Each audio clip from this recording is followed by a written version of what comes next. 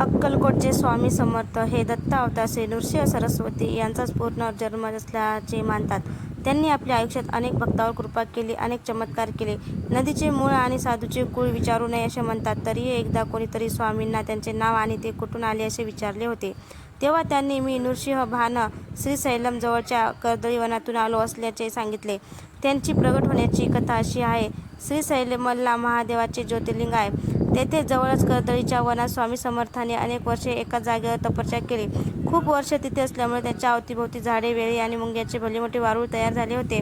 एकदा उद्धव नावाचा लाकूड तोड्या तिथली झाडे आणि तो वारूळ तोडून साफ करत असताना त्याच्या कुऱ्हाडीचा प्रहार स्वामींच्या मांडीवर बसला आणि त्यांना रक्त यायला लागले. ते जागृत झाले आणि वारुळातून बाहेर आले. अशा तपस्वी माणसाला आपल्याकडून कुऱ्हाड लागल्यामुळे तो लाकूड तोड्या घाबरला आणि क्षमा याचना करायला लागला. स्वामींनी त्याला क्षमा केली आणि अभय दिले. आता या निमित्ताने जागृत झाल्यावर स्वामींनी आपली तपस्या संपन्न करून पुन्हा लोकांमध्ये जाऊन भक्तावर कृपा करण्याचे ठरवले. श्रीशैलमहून ते भारतभर भ्रमण करून अक्कलकोटला आले. तेथे त्यांचे दीर्घकाळ वास्तव्य होते. भिवू नकोस, मी तुझ्या पाठीशी आहे, हे त्यांचे प्रसिद्ध वाक्य भक्तांना सदा सर्वदा त्यांच्या कार्यात बळ देते, भीती आणि संकटावर मात करण्यास विश्वास देते. श्री